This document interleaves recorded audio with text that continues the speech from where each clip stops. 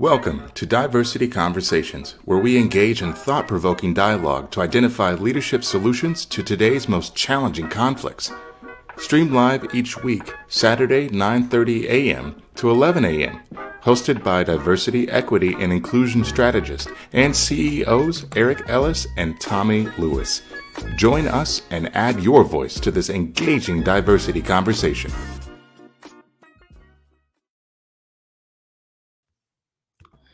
Good morning, Greater Cincinnati, Northern Kentucky, the United States, and the world. My name is Eric Ellis. I'm the president and CEO of Integrity Development Corporation, and I'm joined this morning by my good friend and brother, Tommy Lewis, president and CEO of Make It Plain Consulting. Good morning, Eric.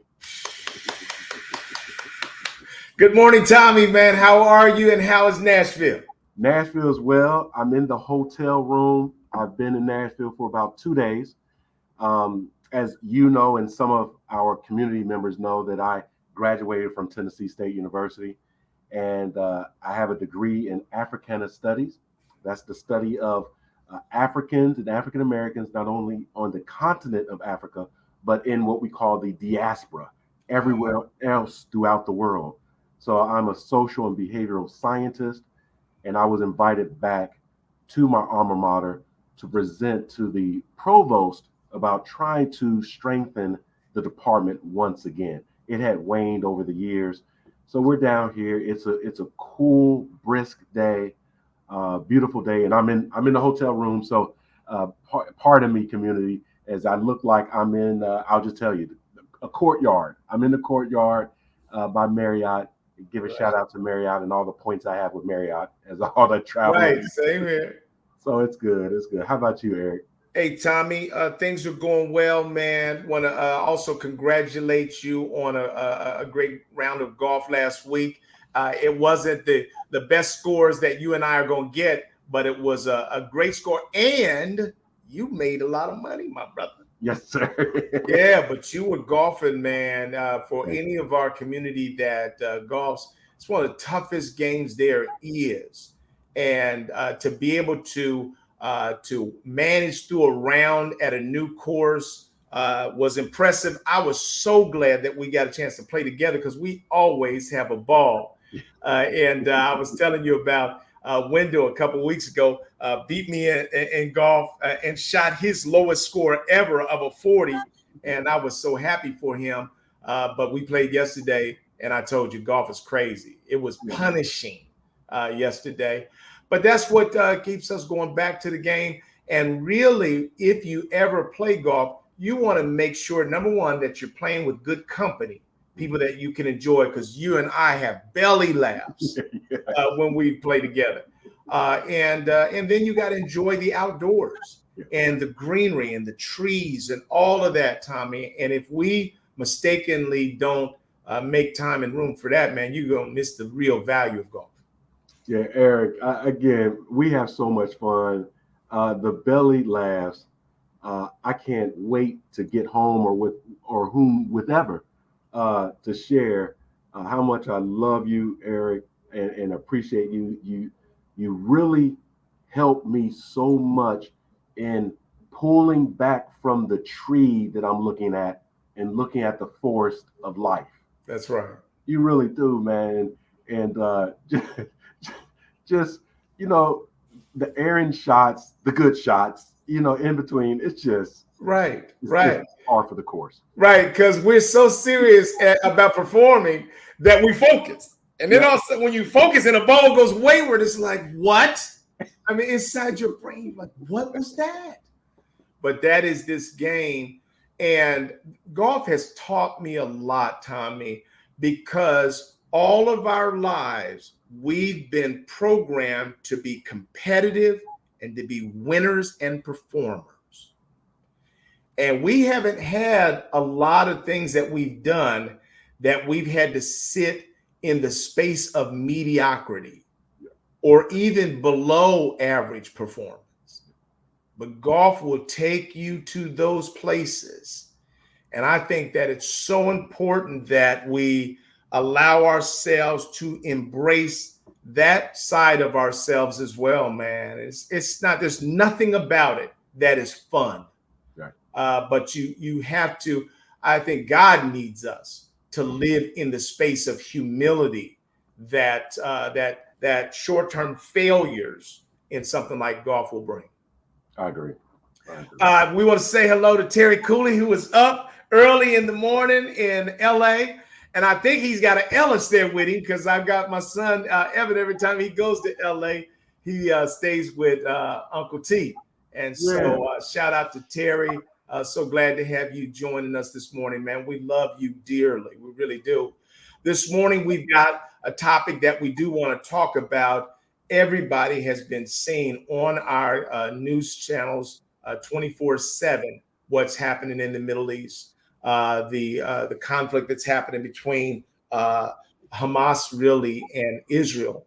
And Hamas went in last Saturday, a week ago, and really did some of the most tragic sort of terroristic acts that we've ever seen, man. Just really just killed women, children, old people, took 150 hostages, a number of them Americans that are dead. And this is a conflict, Tommy, that has, since the 19th century, and some would say even back as far as Bible days.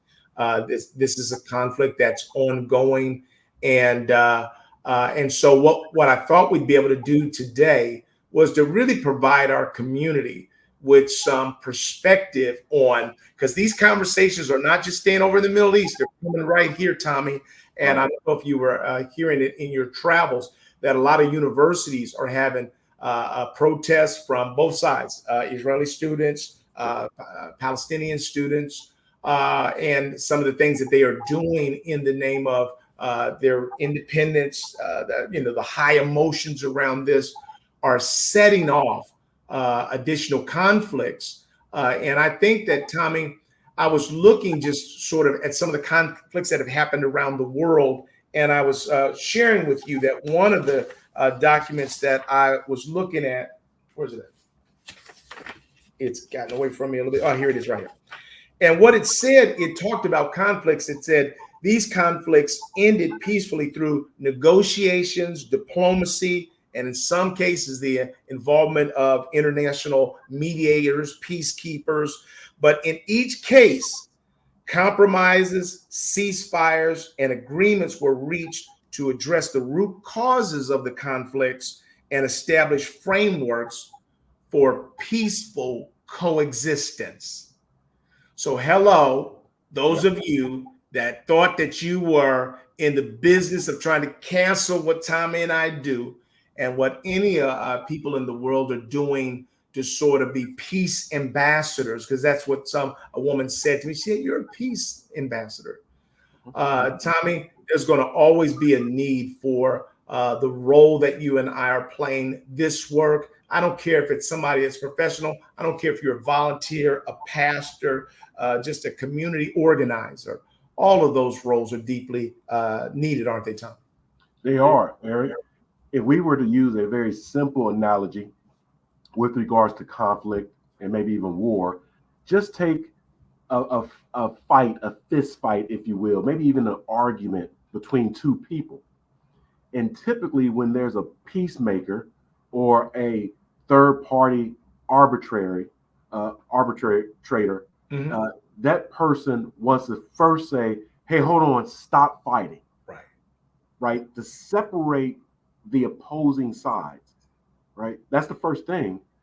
And then it's the talking through of what happened, share your story.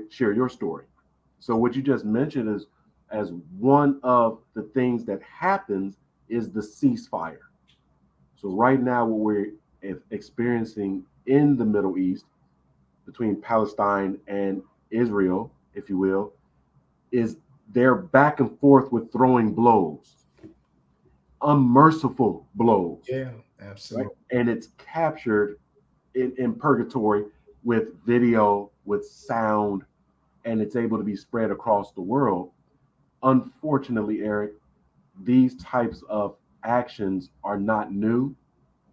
That we've learned that when folks are fighting, that to get the attention of the other side, we've had to escalate, right, our execution of the pain, the horror, and in some cases, the terror, right?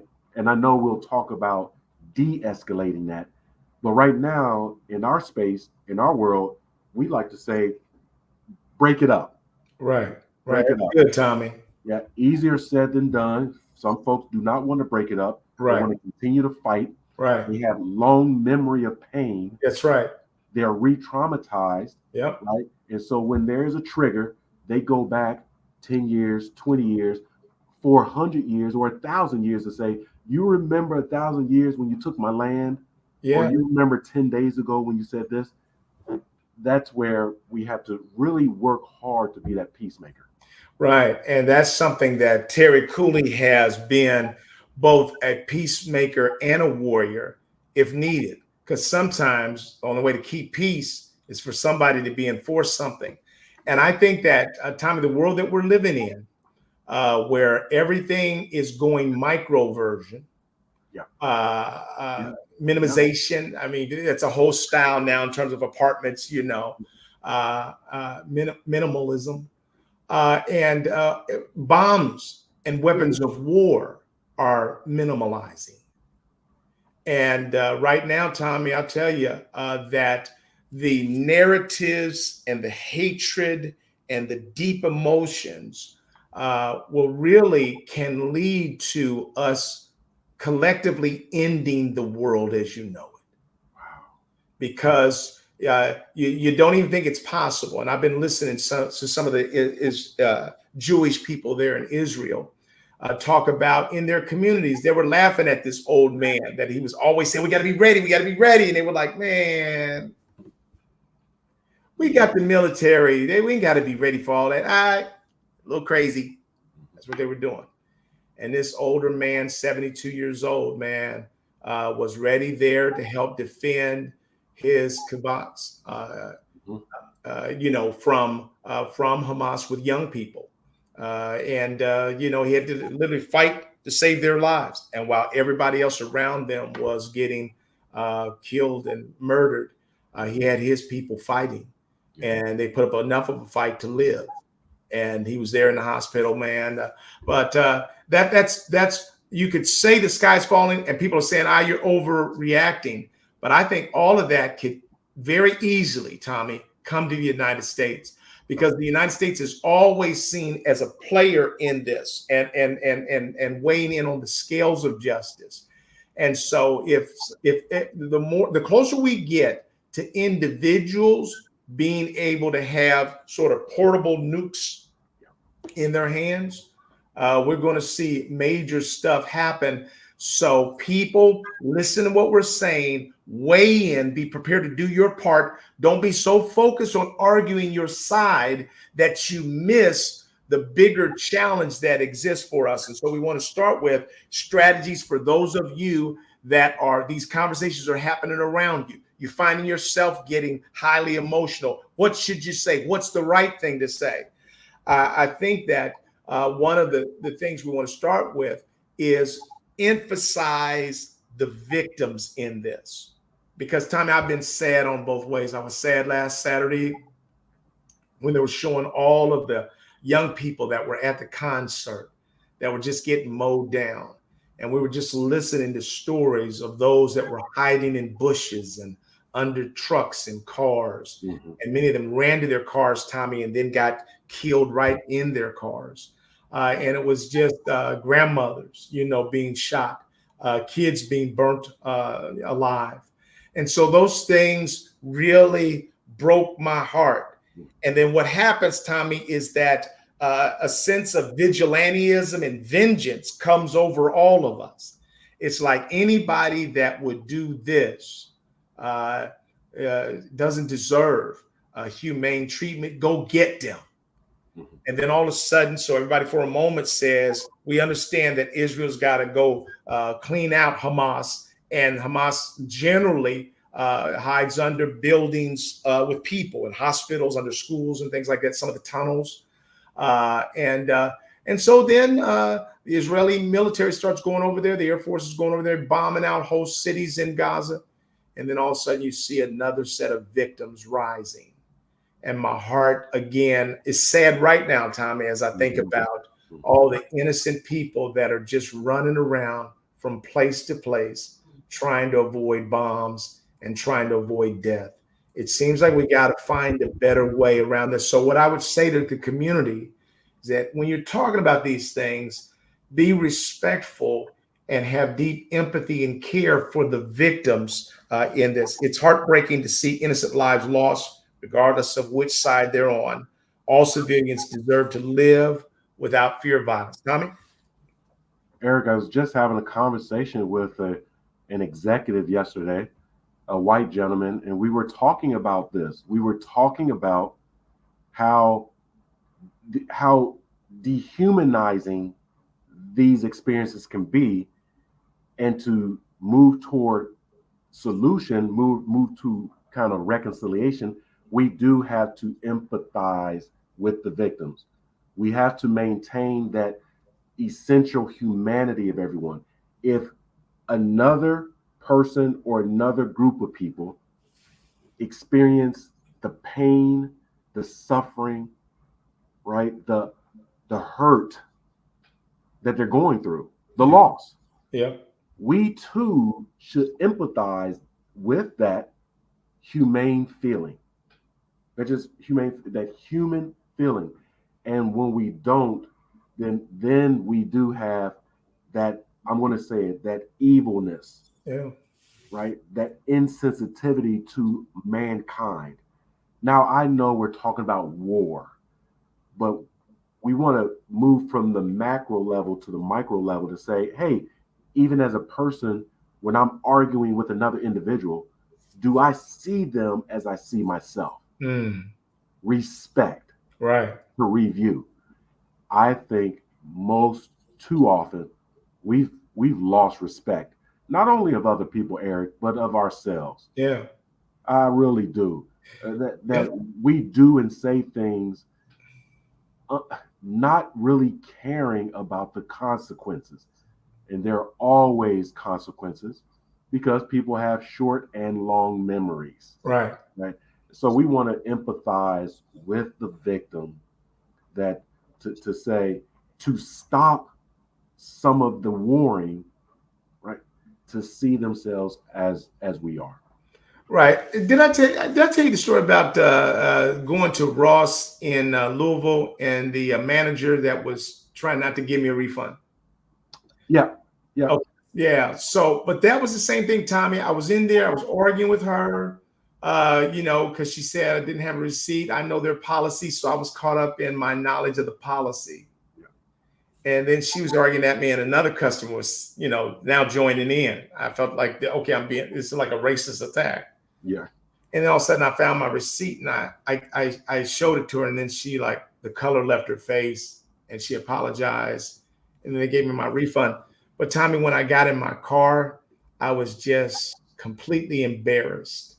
Mm. It didn't matter that I was right. Mm. It was like, Eric, Yeah. that was not a good showing.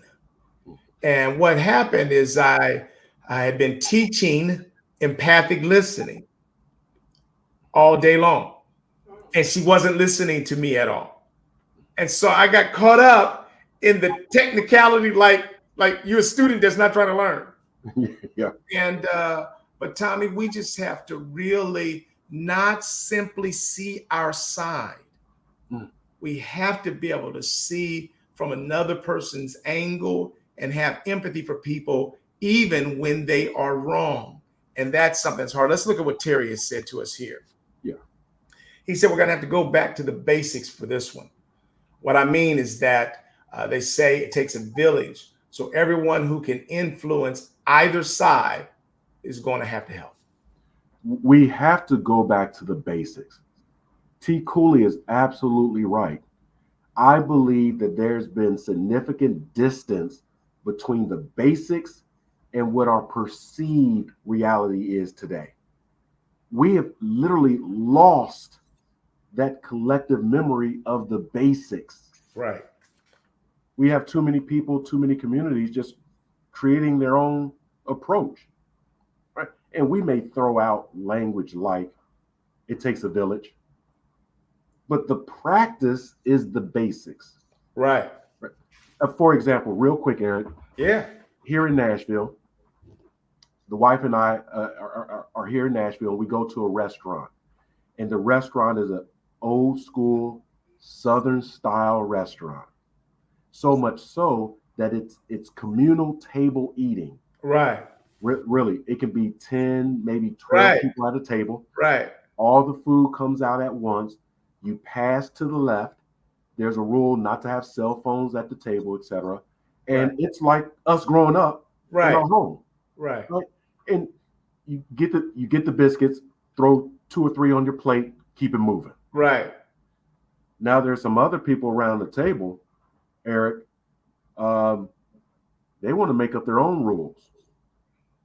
So they pass the food one time, and then now people around the table, if they want that item, they have to bark it out across the table. Right. Right. And then you have to wait for it to go through 6 to 8 hands to Right. get to you. And so my wife, she was getting frustrated and agitated. Right. I was a little bit past that point. I just wanted to get up and leave. Right. I was eating my food like, this is not enjoyable for me. Right. Right. And it's not the food, because the food is fantastic. Right. It's the memory of the village. Right. That eating environment reminds me of my own home. Wow.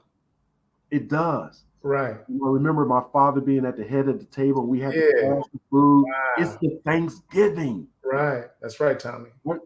And so this person who was going rogue on the culture Right. did not know that she and they were actually creating a conflict, Right. a potential war. Right. And I was working in myself, Eric, not to go to war. You hear me? Absolutely. This is over breakfast. Yeah, you got self-talk going on 10. On 10. And I'm okay. Tommy, leave this alone. Leave us alone. Yeah. Leave us alone, right? Just put your head down and eat your food. Right. You don't have to stand up on the whole table. Yep. And they talk it out. And so we ended up just aborting the mission. Yeah. And I had listened to myself, listened to my wife, and Eric, to be fully transparent, I had heard your voice as well, because you had told the story that you shared last week. Yeah, So when I went to the car, I felt at peace. Right. I did. I walked away knowing that the decision I made not to engage in conflict was the best for me and my wife, the best start for the day. Right. Yeah, we have to make those decisions. Tommy, it was showing us just on a macro scale how this still relates to a bigger scale. So it starts at the individual act. It starts inside of our head. It starts by our interpretation of what somebody has done and whether that's respectful or an offense. And then we go from there to the Middle East. And we don't even realize that we've gotten there. The games that we've been playing in this country, political games for attention, are now becoming real. Yes. And people are beginning to believe their narratives. The Republican Party, what they're going through right now in Congress is it's shocking, but it may in fact force us into bipartisan leadership, which would be a gift out of this. No. But they can't even get out of their own conference because they've been standing on my intransigence so long. And my indignation, because when I'm giving speeches myself to myself and I'm celebrating them, it doesn't really work when you have to live in a community with others. Let's see what Terry said to us here. I hate to say it, but on the other side of the coin, if you want to go to war, unfortunately, that's what it'd have to be. Yeah, I agree, T. Yeah, I agree. Sometimes we do have to go to war. Now, we cannot just be overwhelmed by the dominant whatever. Right. We cannot. There, at one point, one does have to stand on self. We understand that and celebrate that. Yep. Yep. Because That's good. Let's keep going too. yeah. So the next one then is the importance of support dialogue. So in the midst of what's happening right now, you don't ever want to find yourself in a place where you just have jumped on one side and you're like, pummel them. Uh, you've got to at some point. And Tommy, it's not always the right timing is everything. So sometimes I have to stand down because if people's emotions are too high and too strong and they're hurt over their loss is so great, they may not be open to hearing that message right now. But at some point in this conversation, in this country, we've got to support dialogue. I believe that open dialogue and diplomacy are the keys to understanding and resolving deep-seated issues. Thoughts, Tommy? I think it's easier said than done, Eric. Yeah, buddy. I think it's easier said than done because, unfortunately or fortunately, we as human beings, most people, we have this thing of pride and ego. And sometimes pride and ego seeps in to say, protect yourself by any means necessary. Yeah. And although the other person is not listening or we perceive them not to be listening, I want to win in this argument. The ego says to win. The pride says to win. And that in and of itself can create more conflict that in the long term, we actually lose at the end. I can tell you right now, sitting with you this morning, having countless very enlightening conversations with my wife, right? I'm always learning. Mm-hmm. I'm really poking her intellectual capability and I'm selfishly grabbing it. I do. I'm like, let me have a conversation with my wife, right? And I want to throw my 2 cents in. And so I say that, Eric, because over the last 15 years, maybe a little bit more, with another situation that has stayed constant in my life, that I've never wanted the conflict, I have had to acquiesce. I've had to step back. I've had to shudder and hide in the name of peace. And after 15 years of ducking and hiding, avoiding in the name of peace, at the end of the 15 years, there's still a war. Right. And I'm looking around like, come on. Right. And my wife has been very instrumental in doing 2 things. One, to share with me diplomatically that my strategy for the last 15 years has not worked. Right. And that was a tough pill to swallow. Right. And the other was stand up. It was always in me, Eric. Right. Always. Right. I can fight with the best of them. Right. Like you said, T. Cooley, I can go in. Right. Right. If that's where we at. And I'll tell you even further that I feel like God has almost empowered us to sometimes stand in the face of some fool, bullies who just think they're going to run people over. We don't get run over easily. I know Terry doesn't. No. Stand in front of those bullies. Right. So I didn't want to belabor that conversation on that. But again, T. Cooley's comments really struck a nerve. Right. It really struck a nerve. Tommy, I want you to help us think about what are some conflicts that, see, we look at the Middle East, we look at what's happening right now, between Gaza, Palestinians, Israelis, and we think that's just crazy. Man, people have been fighting for so long. Just get over it already. But when you come to our street, what are some similar conflicts that we see in this country that it's not easy for us to get over? Excellent question, Eric. One conflict that comes to mind that may not be as visible, but is still present. It is the genocide of Native Americans. Mm.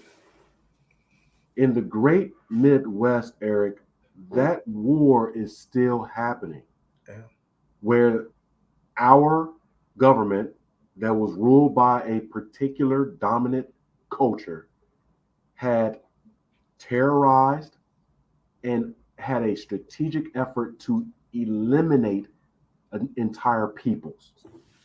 The survivors of those peoples, Native Americans, and I say Native Americans because there are multiple tribal groups. So I don't want to make the mistake to narrow the tribal groups into Right. the name of Native American. Right. Right? Hundreds. Right. There's hundreds, if not thousands. Right. And Exactly. so those battles and battle scars still exist. Mm-hmm.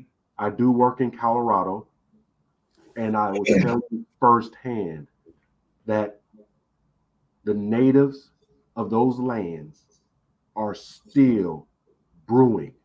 They are angry because not only has the wars of yesteryear gone away, but even in their presence, they are not seen or heard.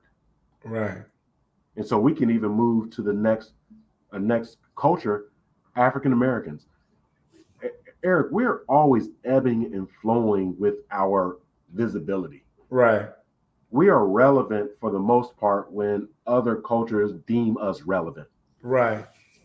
Again, we're having this war in the Middle East, Palestine and Israel.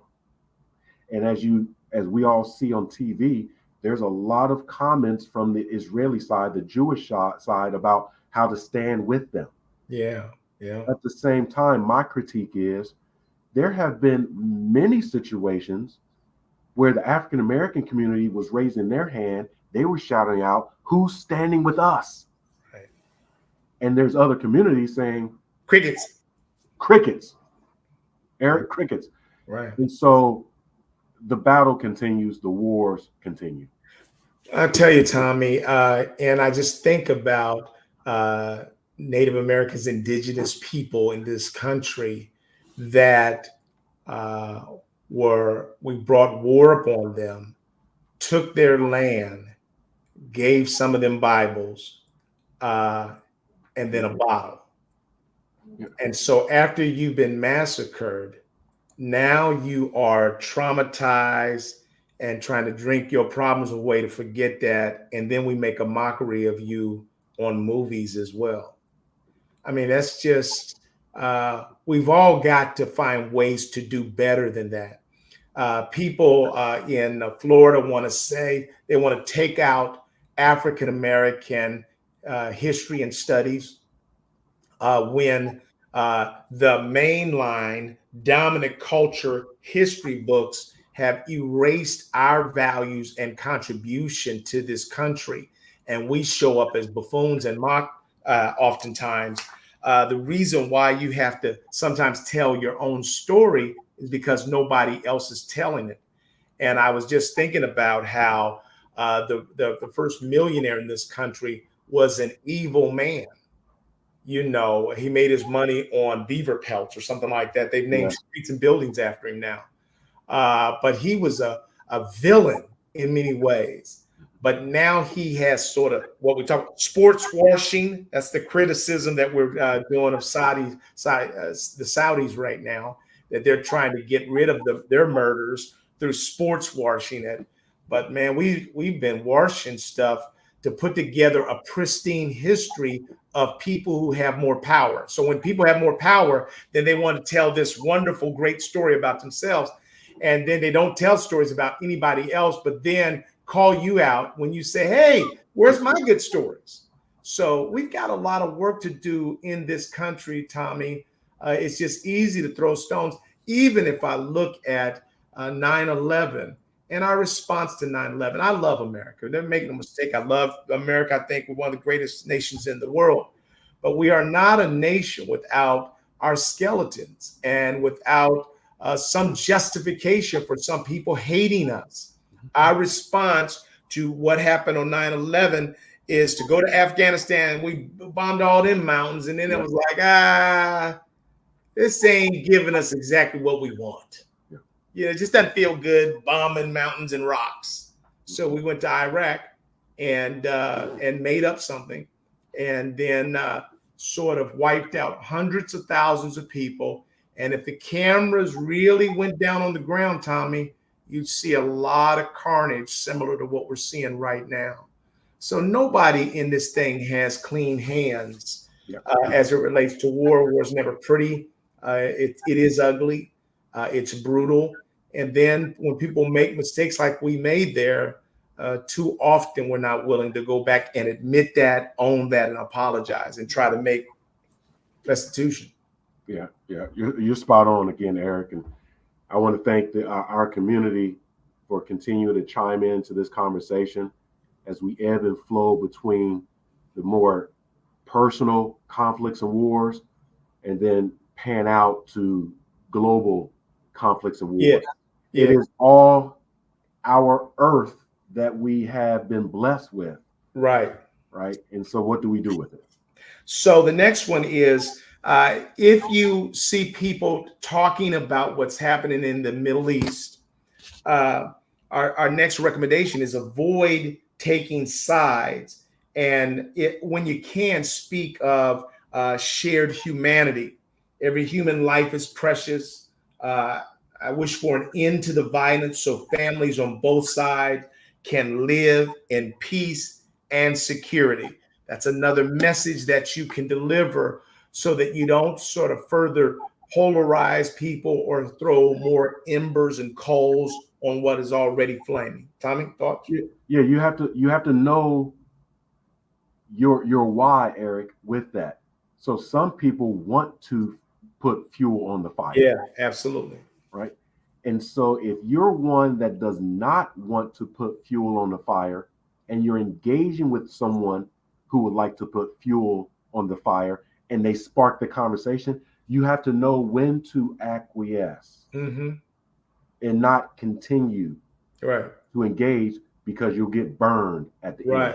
Right.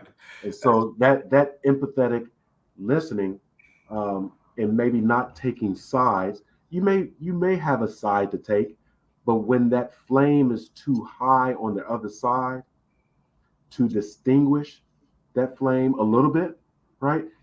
It may be just to be inquisitive, just to listen. Tell me more. Why do you think? That's right.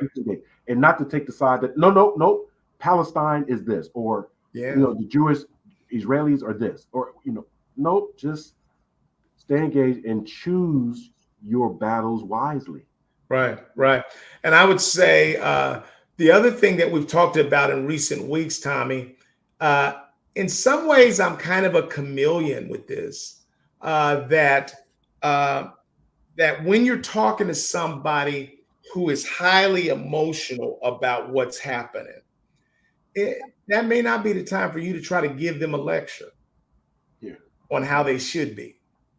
I find that oftentimes in those situations, empathic listening is your better choice, or so that you are literally saying back to people what you've heard them say, that you're demonstrating empathy, because there are a lot of people that I've got a lot of Arab neighbors, and they are just angry at some of the things that the Israeli leadership has done over the years. And so there's just a deep-seated, long-term, specific examples of evil that's been wrought upon us. So when individuals from that set of experiences is talking to me, it's not really, I don't need to sort of stand up for some other side. Sometimes it's just about letting people vent and be who they are for a minute, and not try to pile on, but hearing the pain, the hurt, the frustration that exists in their very vivid memories about sometimes family members and others that have been lost in these conflicts. And sometimes in these conversations, Eric, when the other person who is emotionally charged is asked about how they plan to resolve this situation or how they plan to deal with the situation in their own personal life or family life, sometimes that dialogue will glean some solutions for yourself. Mm-hmm. Right? Because if the other person is just emotionally hijacked and they can't see past anything, and then you're asking for a deeper dive, and what are you going to do? They may come to an epiphany, Mm-hmm. right? That will help you. That will help us. Because sometimes there are answers in the pain, right? And Excellent. sometimes it's just, what are you going to do?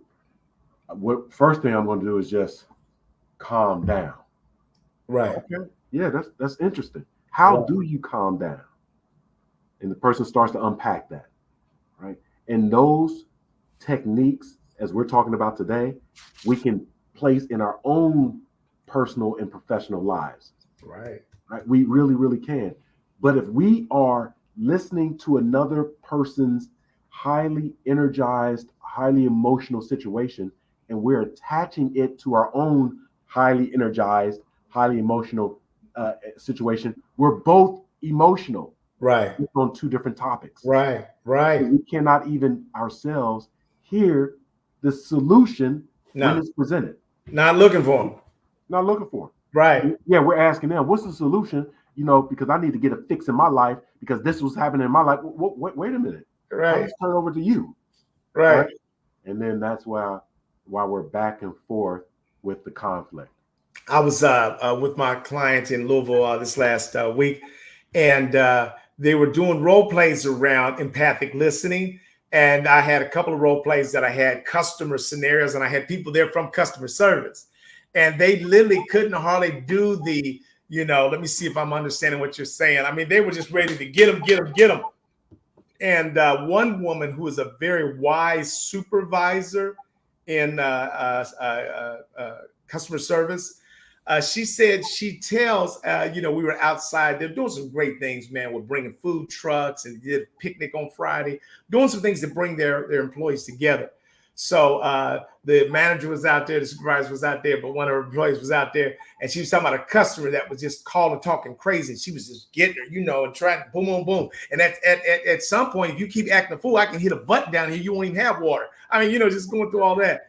She said, I teach our team, do not match their energy. Tommy, when people come with a high level of negative energy, don't match that. Don't match that. Bring it down. Yeah. Bring your energy down. When theirs is up, bring yours down. And she said that as a supervisor, she says, the question that I asked that disarms a lot of customers, hey, how can I help? Well, I'm not ready to talk about help right now. I need to go 2-3 more rounds. Yep.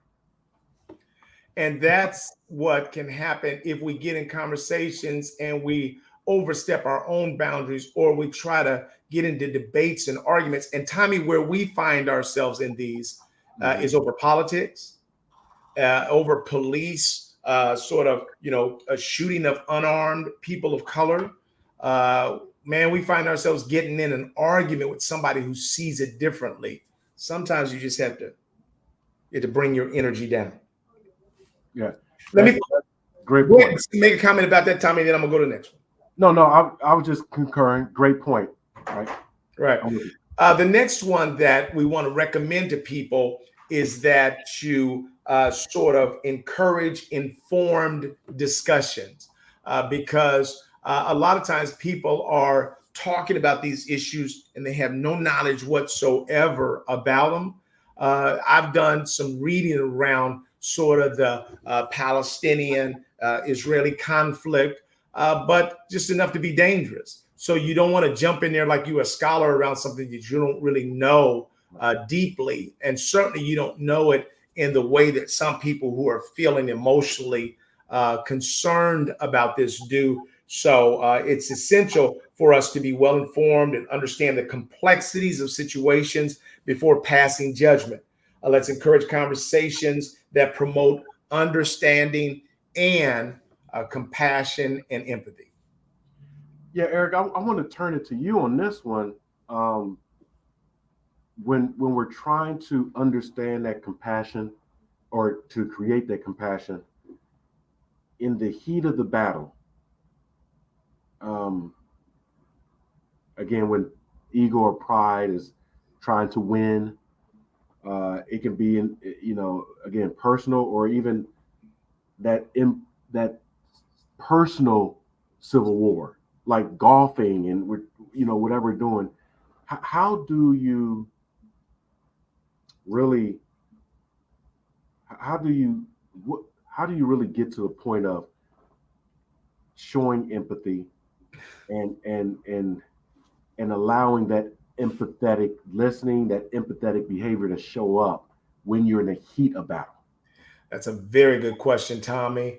And it's a good question for me because most often I'm there, but not always. I've gotten better at this as I've gotten older, Tommy. When I was a young man, I had a lot of energy for debates and arguments. Mhm. I could go long, man. Mhm. I mean, that's how I got schooled. I was raised on debate and arguments.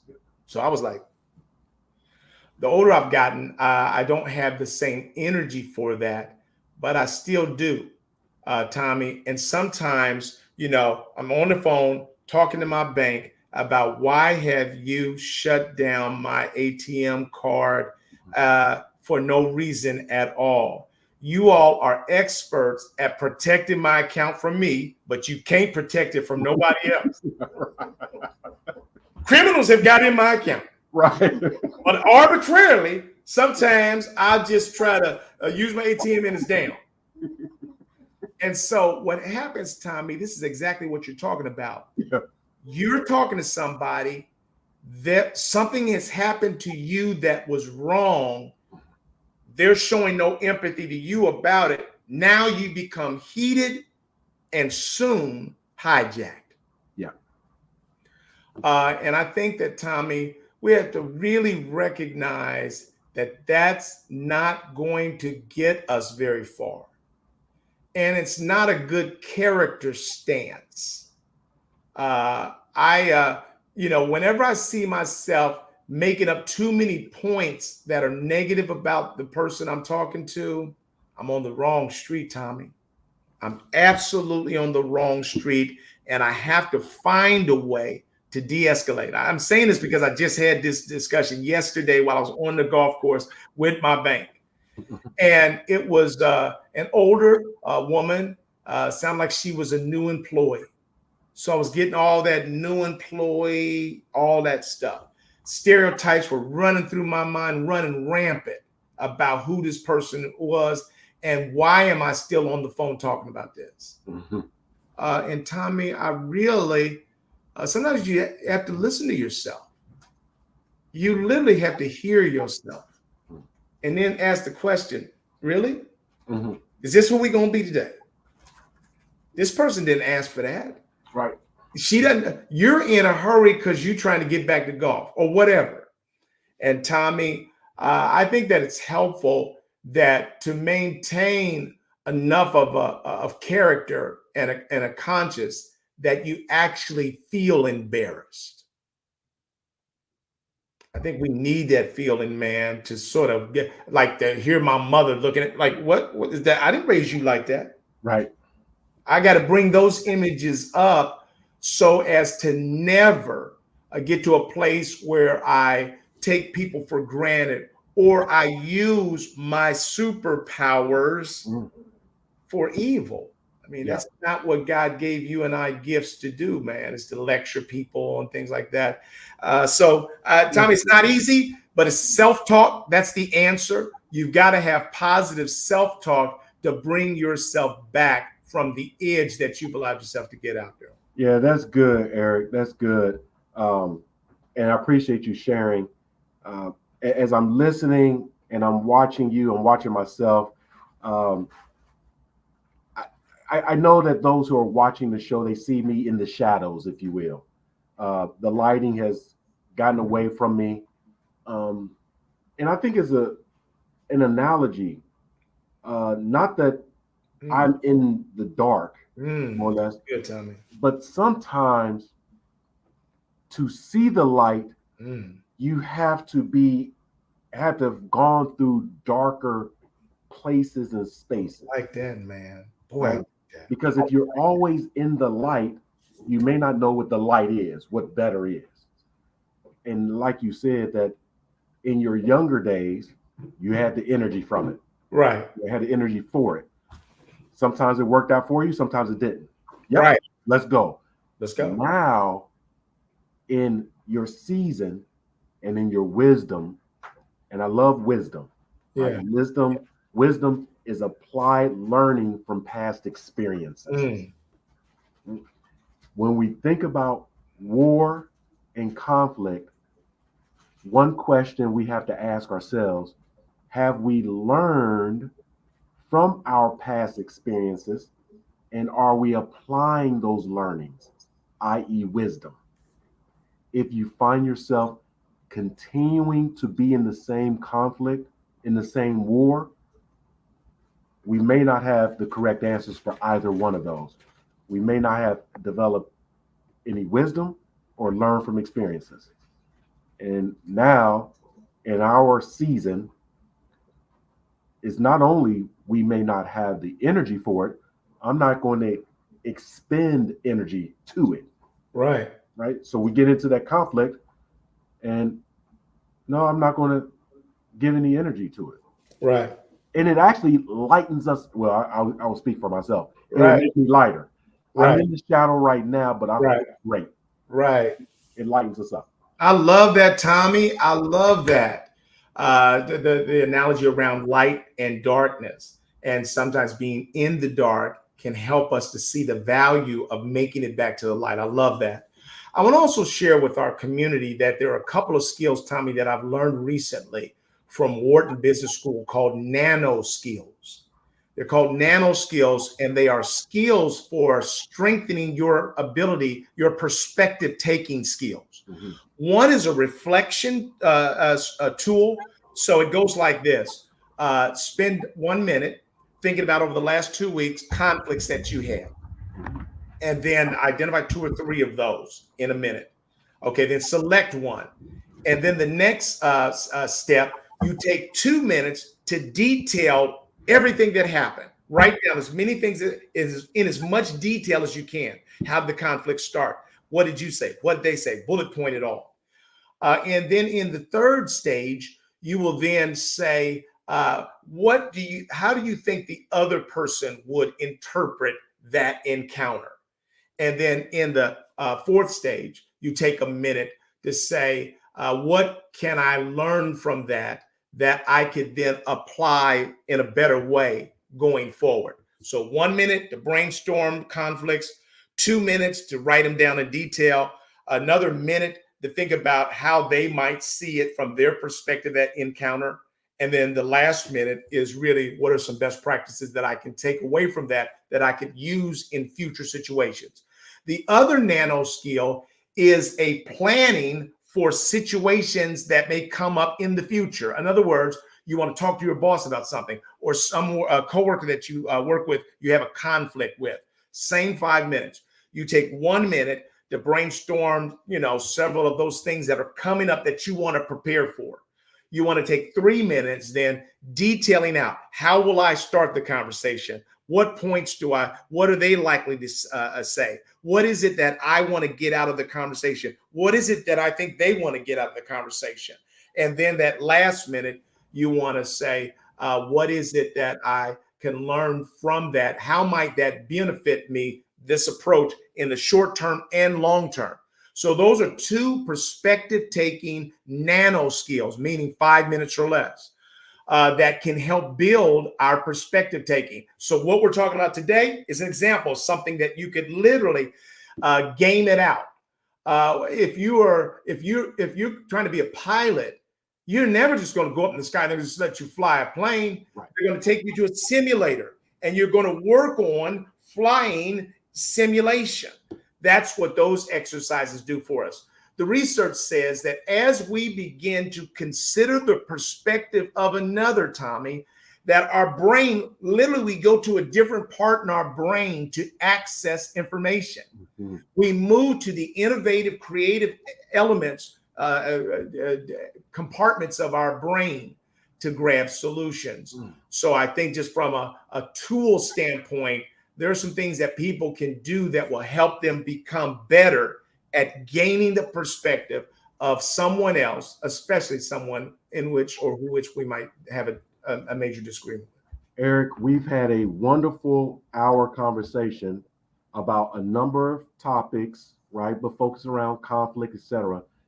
The last 3 to 5 minutes that you shared were tactical skills that really was the business case for diversity, equity, and inclusion, Eric, that other folks say, well, it's diversity of thought. Right.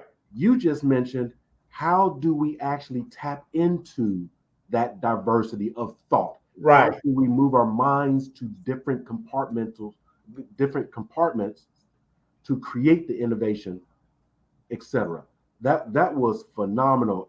I would like to invite all of our community members to replay this segment, right, as I will, and listen to what Eric has just offered up to us. So and I'll send those 2 tools to you. I'll send those 2 slides to you too, Tommy. Okay. Because you and I are lifelong learners, man. Community, Tommy and I are always learning. We're sharing things back and forth, man. And that's the beauty of what we do. Here I am, 3 decades later, both of us 3 decades later, we're as excited about what we do today than we were when we got started. And I'm grateful with all the conflict that exists in our country and around the world that God has chosen us to be ambassadors of peace and to help people have these conversations. I want to hit just a couple of skills real quick, Tommy. So I'll just read these off. You can react to any of them that you want. Skills for de-escalating conflict, active listening, empathic listening. We talk about that a lot. Emotional intelligence. Tommy is really an expert, a specialist in this area.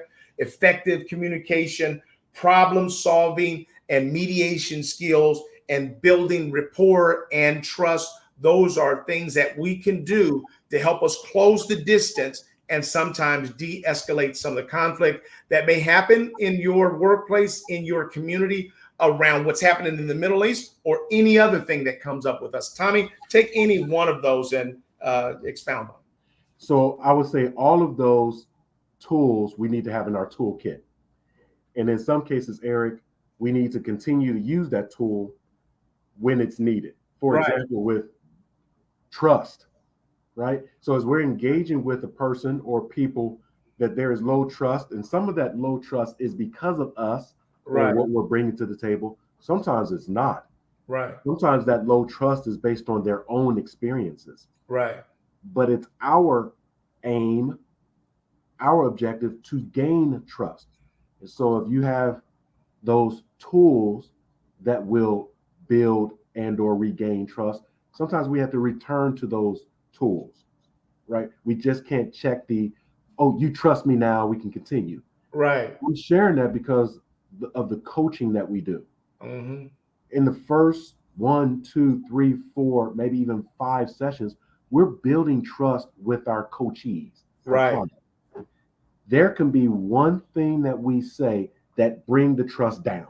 Woo! You preach it now, brother. And then now we have to go back to the tool of, it's rebuild the trust. So it takes another 10 sessions to rebuild the trust. That's right.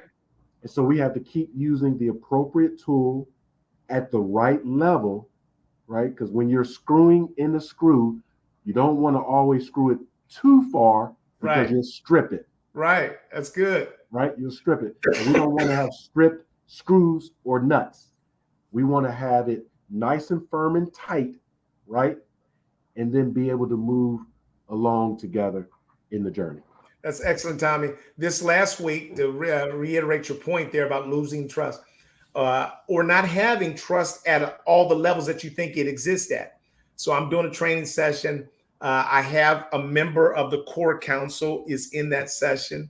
And she's a woman that I have great respect for. She's come from not trusting this process around diversity to believing in it. So out the gates, Tommy, and I'll recommend this to you as well if it's not something you do. So we do an inclusion survey across organizations.